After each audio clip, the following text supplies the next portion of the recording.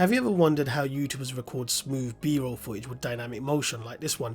Well, they usually use an electronic slider. I personally use the iFootage Shark Slider Nano, but that's probably overkill if you only record video on your smartphone. Well, for those who do, Joby has a device just for you. Enter the Joby Swing, a portable slider designed for your phone. If you're interested, keep watching. This is the box for the Joby Swing. The contents of the box will depend on which kit you get. As you can see, this is the Swing phone mount kit, and inside this box there's a card with QR codes that will take you to a quick tutorial or the Joby app, a regulatory certification leaflet, a user manual, and there's a fairly thick warning guide. Now, with the boring stuff out of the way, you have the Swing slider itself, but more on that later. You get a mini ball head, you also get a Grip Type 1 phone mount, and finally a USB-A to USB-C charging cable. Now, let's swing back to the slider. See what I did there? Nope. Okay, moving on.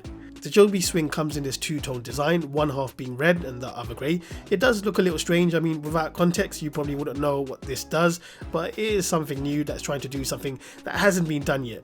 Build seems very solid, everything does feel like it's made out of quality parts. The device itself is pretty small for a slider, but it is designed for a phone. The dimensions are 16.9 by 4.9 by 5.2 centimeters, and even at that size the slider has a total travel distance of 380 millimeters. The Swing weighs only 290 grams and can carry a payload more than twice that at 600 grams. Since this is designed to be used with phones, that payload limit is way more than enough. In fact, it's enough to support more than just a phone, which I'll demonstrate later on in the review.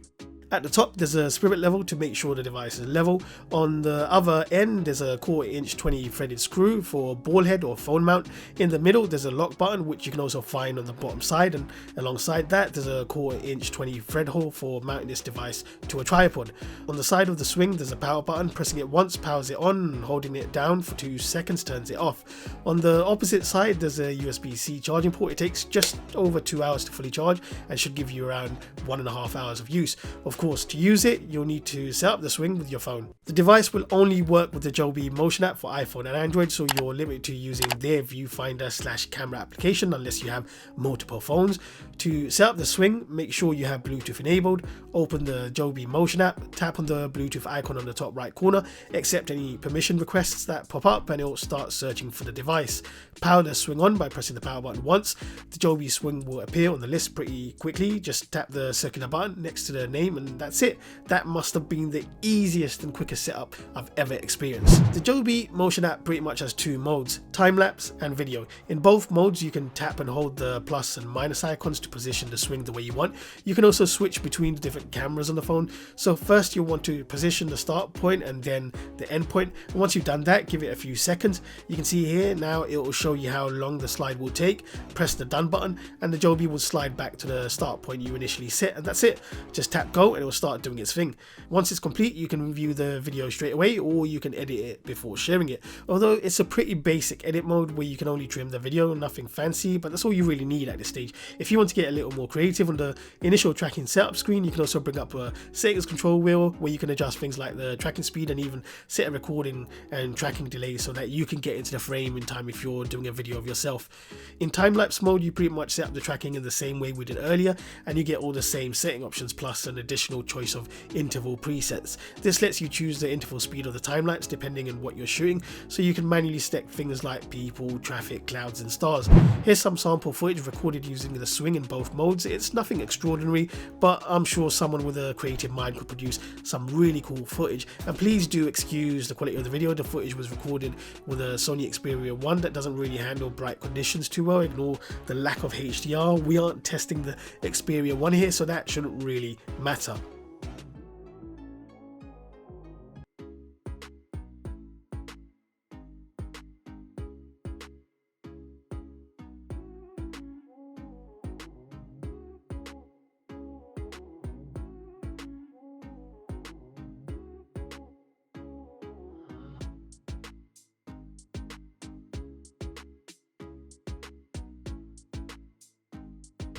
The one thing I did discover whilst using the swing, and this isn't something that's limited to just the swing, all sliders are somewhat affected, but because the swing has a very short travel distance, the movement can be very subtle.